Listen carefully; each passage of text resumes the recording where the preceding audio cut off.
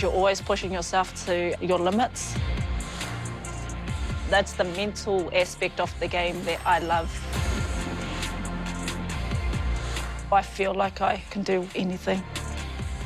I'm going to be the best of the best. People will probably think I'm like mad. Ko te ara ni Lani Daniels toku ingoa, engari people know me as Lani, or the smiling assassin. Inside. Yeah, that's it. For the last 2 years, Lani Daniels has been training at this warehouse in Pāmakimakaurau, ki te uru. At the Rebel League gym, it's equal rights, equal fights. Up and down. Is there a difference between sparring with a woman and a man? Yeah, I think women are way more aggressive. Technically, it's better to spar guy, I think, because they allow you time to do whatever you need to do. Where women, they just come at you flying. Women's fights are actually more exciting to watch. This 36-year-old wahine toa is the IBF heavyweight and light heavyweight world champion. Lani Daniels! I'm a boxer. I'm a fighter. Just firing away. And behind every world champion is a world-class trainer. Wise words from the Rebel, John Conway, one of New Zealand's top boxing referees. World-class. I reckon I've got the best corner man. He's so knowledgeable. His IQ is like next level. I've never seen anything like it. I thought I was sharp, but no, he's pretty sharp, Mr. Conway. As a girl with a bucket load of talent, she just needs somebody to show the right way. Ask him who's the boss. Go, ask him. I don't have to ask. You know, eh? Bit underlay. John The Rebel Conway is a well-known trainer, international referee, and former professional boxer. She has got a lot of potential. Certain things a true fighter has that you can't teach, she's got. But she just didn't know what tools to put out of the toolbox to get the job done, you know. Her fitness wasn't up to scratch. So I thought, all these things I can fix. And Lani gets her fix here in John's workshop/gym. She's my boss. It's a unique relationship, a boxer and a trainer. Like, she's my boss, but every minute of the day I tell her what to do. But it's what I have to do to look after her. And if you get a clown training a boxer, they don't know what they're doing. The people's lives are at risk. You got to remember, people die in the sport, you know. When was the moment you knew that John was the person to take you to where you are today? Well, I don't talk about it as much as I should because it's too close to my heart. Because it will make me cry because I feel so, like, grateful for what he's done for me. And I think, why? Like, why do you do it? Like, he looks after me so much. We're coming up to 8 years of knowing each other, and it's been the last 2 years I've been here, and it's all just fueled our relationship, and we've just gotten tighter and tighter and gotten to know each other better and better. And I think to achieve at the top level, you need someone in your corner that knows you. It's a connection that's more than just boxing. We're pretty much like family. He's like whānau to me, and I hold him up there with my mum and dad. A couple of years ago, she said, look, if I have to do this, we're going to fight world titles now. I have to stay here because I get too distracted at home. And we both decided that she just needs to sleep on the couch and sleep among the boxing bags. And then she does, and it works perfectly. It works fine. Because I always talk to John too about how lazy I am. But then I think, lucky I'm so smart, because then I put strategies in place to counteract the laziness. So it's like working smarter, not harder. Because like, as soon as I'm gone from here, I forget I'm a boxer. So it's like, I know if I want to win and I want to be the best, I have to be here. Makes me feel I'm glad I'm here for her, you know. Even though Lani's a world champ, she's not yet widely known. Let's move! Come on, then! The first time Lani started getting international attention was outside the ring. She competed in the SAS UK Who Dares Wins TV show. Yeah, the SAS. SAS. How did you get involved in that? They messaged me. I thought it was one of those scams when they initially did it, but then they set up an interview. I was like, oh, yeah? If John says yeah, because it was about 5 weeks out from my first title defence. And so John said, yeah, all good, just don't get hurt. So in my head, all I had was, don't get hit. John said, don't get hurt. As soon as you're in there and I say go, you engage any hostile threat with extreme aggression. Right, let's go. Come on. That was the first time I'd been on a plane by myself, let alone going to be isolated with a bunch of pommies. As the days go on, you start looking haggard and like it was survival of the fittest. They start taking away your kai.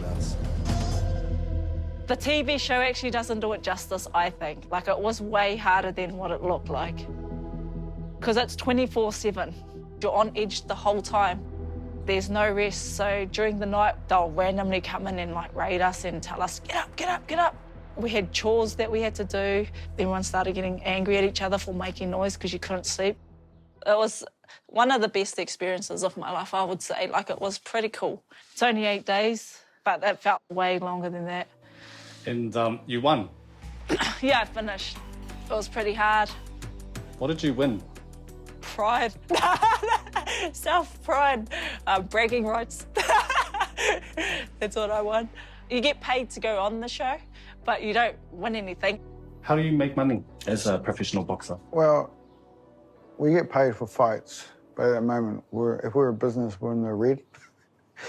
I have a value in my head what Lani's worth, and I think it's reasonable and I think it's fair, and hopefully we'll get a decent payday. Winning against American champ Claressa Shields is Lani's ultimate goal. Extremely good boxer, fast, powerful, good punch selection. Boxing's quite a shark world, like in terms of the business side of things and the politics. Like, I don't like confrontation, conflict. I'll try be the peacekeeper. But it's hard to be one of those people in this sport, otherwise you'll just be run over. Claressa Shields earns about $1.5 million US per fight. She's worth the money because she's a very good boxer indeed. Can you beat her? Yeah. Silly question.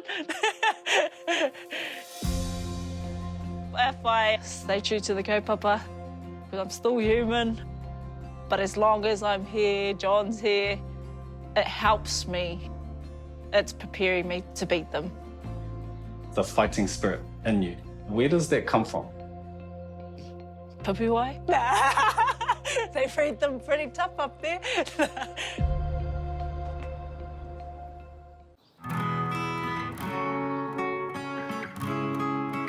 I'm one of 9 siblings that my mum and dad had together.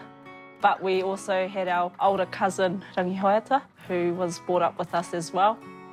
Yeah, so I'm number 6 of the pack, so I was a middle child. And I'm born and bred Pipiwaian. Lani was raised on a farm north of Whānau. It's a huge part of who I am. It laid the foundation to be able to cope with the challenges life throws at us. It's a place where giving your best comes from having faith. That's what I grew up with in the Church of Jesus Christ of Latter-day Saints. And my parents are still strong, active members. My dad's the branch president, which is like the bishop. And he was it for about 7 years during my teenage years. And as a middle child, Lani is always reminded of her place in the whānau. You could not. She couldn't cook to save herself. I just don't have to cook. If she had to fry an egg, she probably could do that. But it was always the older ones that, you know, if we were out doing stuff, it'll be the older sisters and the boy, that one, Mikey, they'd be the ones. Because of how much it's done for our life, I think it would always be an important part of me, and I wouldn't be me if I wasn't raised in the church and being Māori. Hey, should we open up this package? What do you think it is? Woohoo! Oh, look, they're like little kids' ones that we can do for you. Te toango taku kōtiro a Lani, ka miharo taku iwi, nā taku iwi I whakatupu. Nā mātou katoa I whakatupu, I roto I te reo Pākehā. It takes a community to raise a child. My first memory of fighting was with my siblings. We used to like roll around like cats and dogs. It's kind of that pecking order, especially when your parents weren't there. The oldest become boss and the oldest would shift out and then the next one start telling you what to do and you don't want to bar off that. So we were always fighting as siblings and then cousins as well. Lani and her younger brother Tūkaha had a special bond. I don't normally, I'm quite good at talking about him now. He was 11, so he probably was my biggest sparring partner. like he was quite staunch. I think he would have been a mean boxer, just as Āhua, like he was staunch. Tūkaha was 11 when he passed away from leukemia. I think that was the catalyst of me behaving in a certain way. I coped with it by not caring. And I suppose when you don't care, you can't be hurt. And I would look for that quick fix to try get happy, which was alcohol and drugs, which was like a 10-year process. So I would have been 14 and then I found boxing at 24. So it was that 10-year of kind of wasted life where I had my parents on edge, hoping that I was going to live through it. That was my way of coping with my brother's passing. Just block it, it didn't happen, and just carry on. Lani was studying to be a nurse, but her life was also spinning out of control. Failing my nursing, when I failed that first semester, it felt like I had burnt all my bridges, self-sabotage so much so that there was no point of return. The turning point was watching her older sister compete in a boxing match. My sister doing the Fight for Life for Canteen show in Te Awamutu, and I just saw how much her life, like she was just like on a natural high, and she had this glow about her. She was just happy. She could see the benefit that was having and the positive impact that was having on my life, and she wanted to have that too. Yeah, I just encouraged her to come because everyone's got to start somewhere. You just got to do it. As uncomfortable as it is, you just got to do it.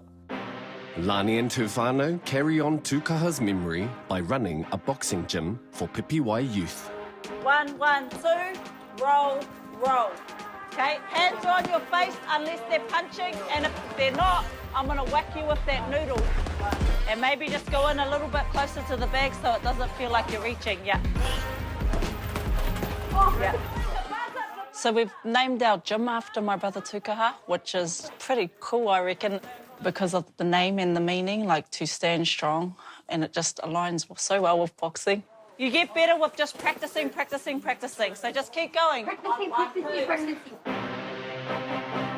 Boxing has changed lives. It's changed my life. It's changed my family's life. If we can give back to our community and have it be part of changing their lives. Nice. Good work. What bigger successes than that? What are some of the rules that the rangatahi have to keep up with outside of training to be able to come and train here? It is about them succeeding outside of the gym as well. And so for us, that means not getting into trouble at school, doing the right things at school, doing the right things in the community. Let's go, let's go, let's go! Hit that tyre! And when they do those things, then they know that they're welcome here to enjoy what Tūkaha boxing has to offer as well. And when they don't, then they know what the consequences are. How do you feel coming from Pipiwai, where there's a world champion boxer from here? Mean as, proud as a Wantilani. Get to say she's my auntie. Just because you're from Pipiwai, it doesn't mean you can't succeed. That is our superpower. From rural Pipiwai to the world stage. Here she is, Lani Daniels. Lani's whakapapa plays a big part in her boxing success. E haratana toa I te toa takitahi, engari he toa takitini. There's still that element of fear and anxiety and nerves before every fight. This is the smiling assassin, Lani Daniels! I think that's the fight. It's you versus you. And what's going on up here. And I think that's always been my biggest challenge, believing in myself and backing myself and not being distracted by the noise and what's going on around me. Outside the ring, Lani is now a qualified mental health nurse helping whānau. But self-doubt is always there. All the time. I think, yeah, it's just human. It's normal, it's the way humans are. What do you think of to help your mind when you're in those spaces? I try to be more on the positive end of the spectrum. I do lots of gratitude. Every day I'd be jotting down things that I'm grateful for. And it's one of those things that you do need to practice it because we get so caught up with life and noise that we lose touch of that. So it's important to do it like you're training your muscles. Like it's our brain is a muscle and you have to exercise it. In our darkest hour, we all search for the light. We all come together, yeah, we gon' be alright. What's really helped me is surrounding myself with people that keep me accountable and align with the goals that I want to achieve. One step at a time, working every day, looking for a sign. We will find a way, ready for the climb. We'll make a brighter day, pray for you and I. Put your feet on the ground, let the rest catch up. Like, I think action is important. Just do and build confidence through doing. Putting myself through this is going to equip me with the knowledge and the teachings that I can use to take home to help my whānau, our people, and that's the ultimate goal.